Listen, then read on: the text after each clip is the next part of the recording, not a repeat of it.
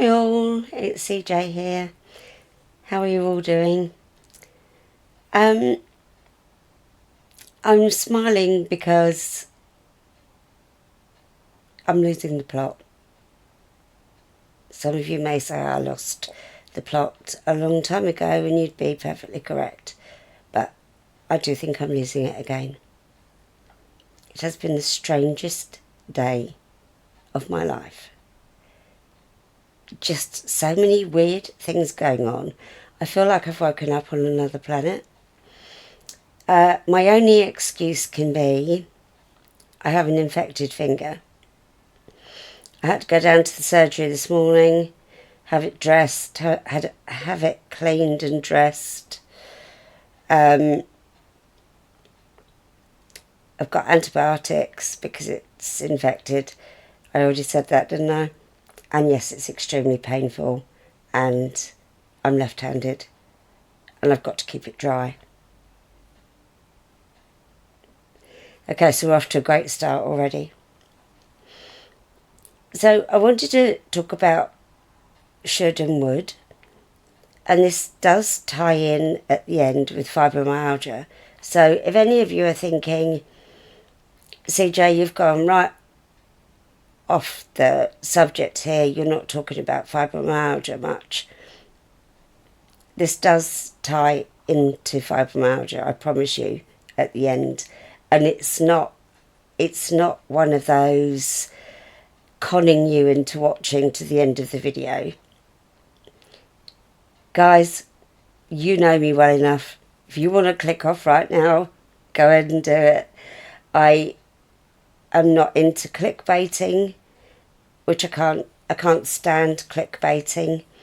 So clickbaiting is where YouTubers will put up a title of their video and tell you if you watch to the end, you can win £100 or something like that. So clickbaiting is very common and something I would never do. I'm too old, I'm in too much pain. Clickbaiting is not for me. All I'm trying to say is there is a moral at the end of this story. And it's a case of would and should.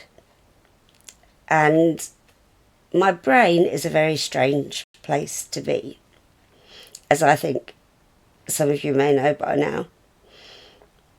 And it was something I was thinking about yesterday, and I couldn't get the lighting right to make the video. I started to make the video on my phone and ended up in tears, so deleted that one. I think what kick-started this off for me is I'm guessing, and thankfully not much on here, but I've always told you I watch a lot of YouTubers, and I do make comments on people's YouTube. Now, I've been using computers since 1984, as you know, and I don't ever leave nasty comments on people's YouTube accounts. I just don't do it.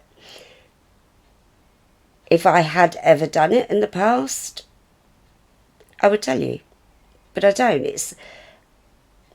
I'm not perfect by any stretch of the imagination, but I do know I'm a kind person, and I wouldn't leave comments that I know would upset somebody. And I'm just sick of the picky little comments that I get when I'll leave a comment for somebody and I'll say sending peace and love from the southeast, and I put the flag, the UK flag up. Well, somebody leapt straight on that. Do we mean southeast England, dear? You could tell the tone. Was that really necessary? Did you really have to say that? But what started this off in my head for me was one of our newest subscribers, Emma, welcome Emma, was saying she felt really guilty that she couldn't go and do something with her family because she felt wiped out. And sometimes there are just things we cannot do. Maybe we should do them. We feel like we should. But we need to accept that sometimes we just cannot do things. And this brought to mind something for me. As the majority of you know, I raise my children alone. Now, raising your children alone from when they're young is really hard. You don't have anybody to say, oh, what do you think about this? Or bounce ideas off. Or for somebody to tell you, you're not nuts. You're not mad. So you don't have anybody to bounce ideas off. Or somebody to have one of your children while the other one goes and takes them to an after-school activity. So it brought to mind the day I had an epiphany. Now, I have another word for that, but we'll leave it at an epiphany. I've always wanted to have an epiphany, and I had one on this day in particular. Back in the day when both my children were young, we have here, I'm pretty sure you do in other countries as well, scouts and guides, and it starts with beavers when they're young. So all of my son's peer group were going to beavers, so I thought, well, I should, hold on to that word, I should enrol him in beavers because that's what everyone else is doing. Again, nobody to bounce the idea off. Do you think it's a good idea? Yes, no. So all the decisions are on you alone when you're a single parent. And I'm not looking for sympathy. Nope, not looking for sympathy at all. I'm just explaining how hard it is all round.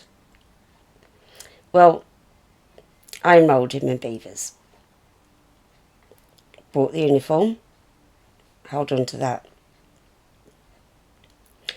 So, the children had been at school all day.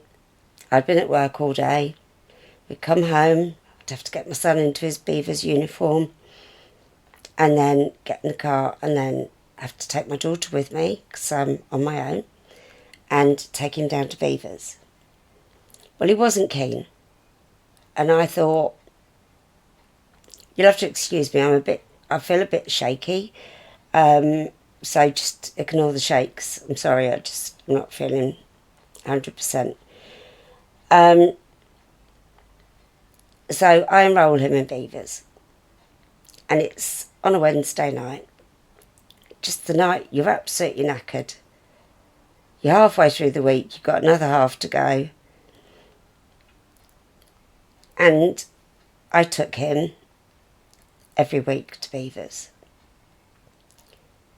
Now, each time he went, he disliked it more and more. So it started, and now he was very young. Please bear in mind, he was very young. I mean, I'm trying to work out what age he would have been.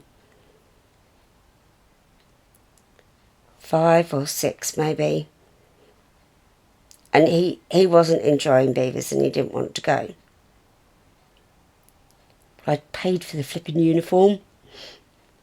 So I was a bit kind of, come on son, you'll enjoy it.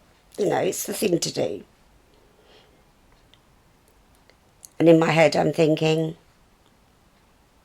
I should send him. Hold on to should. So we get some weeks down the road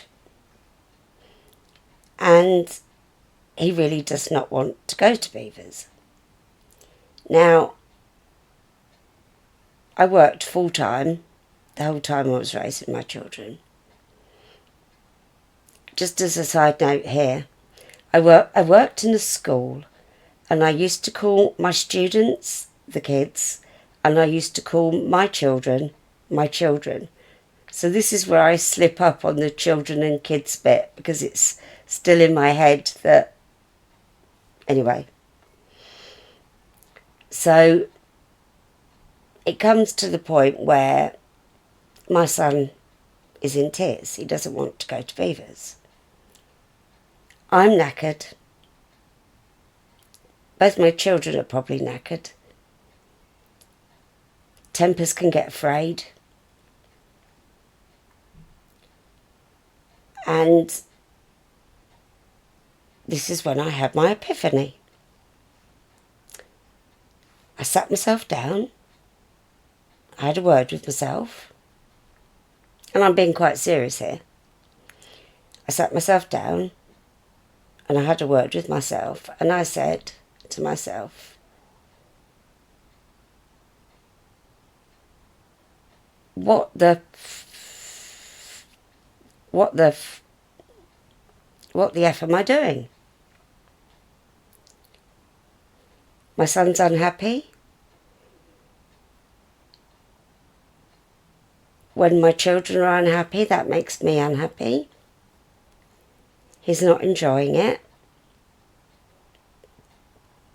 Why am I putting him through this and me through this and my daughter through it, because she used to have to come obviously with me because she's younger than my son to take him to the place he didn't want to go to, all because we should be doing it. So I sat myself down and had a word with myself and I thought,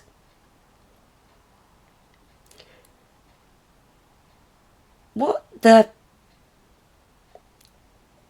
insert word am I doing? I'm making my son unhappy. I'm making my daughter unhappy. I'm making myself unhappy. Why am I making him go to Beavers? Because it's the done thing. So, my epiphany strikes. And I thought, no.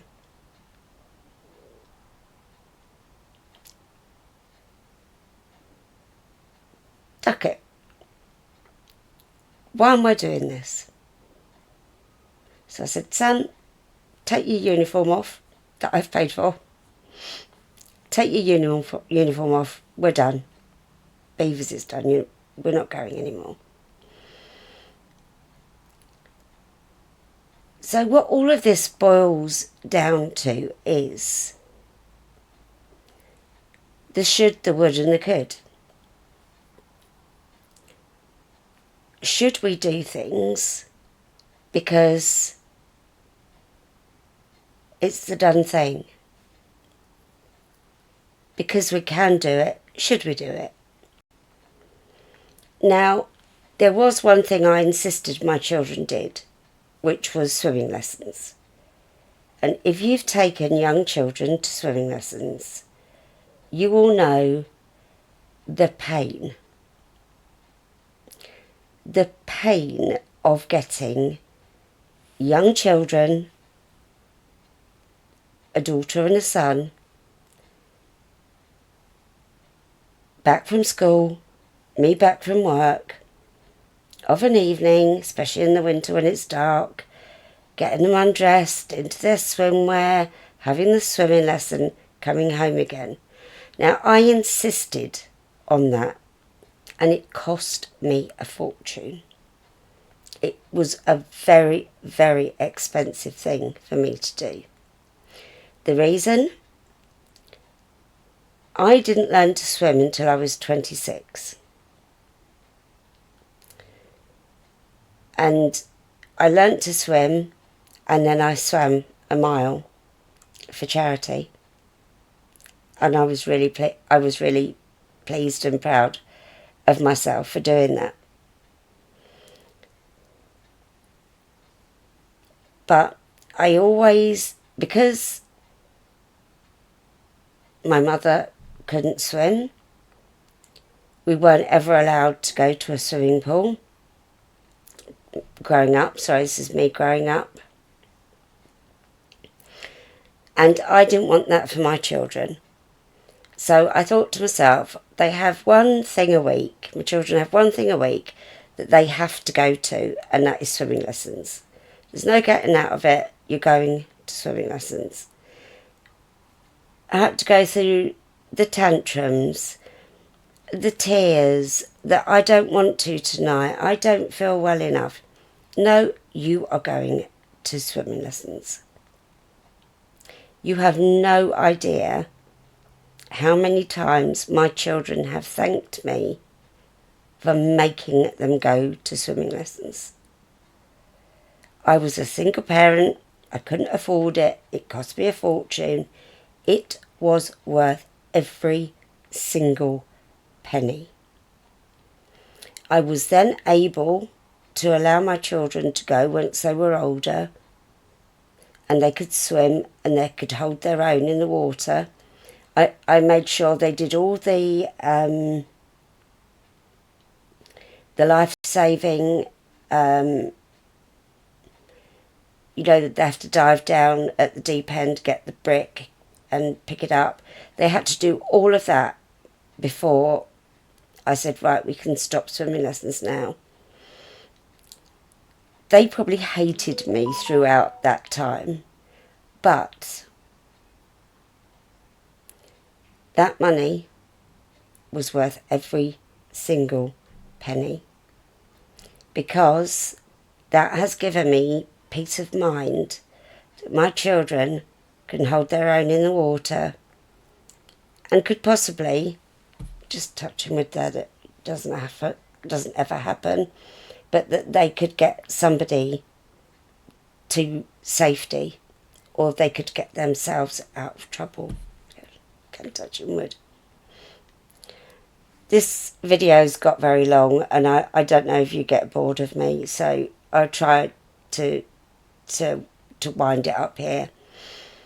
But the whole thing about the should and the would is I was doing something that was going against the grain for me with the going to Beavers. That was going against the grain for me. Excuse me. Because it was making him unhappy. The swimming lessons, they were a must. And my children won't come on camera, but I'm telling you, I know they are so happy I insisted that they learn to swim. So there's things we should do, but we don't have to do. And sometimes we need to stop and think, am I just doing this because everybody else is? I did want to add something on the end here, which is that I'll talk about it another time because I really worry about boring you all. But it goes back. The moral of the story is Emma, our new subscriber, and Sherry. Hi Sherry, my darling. Both Emma and Sherry are new subscribers. Very warm welcome to both of you. If we can't do something because our fibromyalgia is telling us, not today, no, I cannot today, don't do it. And don't feel guilty, because pushing ourselves is the worst thing we can do with fibromyalgia. And I still keep doing it. Go figure. So I think I'll wind it up here, because I do worry about boring you. But hopefully that story came back round to the would, the should and the could. And just because we can do things, should we always push ourselves to the nth degree when we just really can't? So I hope this helps some of you somehow, somewhere in all of that rambling, that some of it made sense to you, and just because people are doing things, does that mean we have to do them as well? I don't know. You have to answer that question yourselves. So, thank you for being here with me, as always. I love you all to pieces. As always. Namaste, my gorgeous friends. I love you to pieces. God bless. Thank you for putting up with me. And I look forward to seeing you all again soon. Bye now.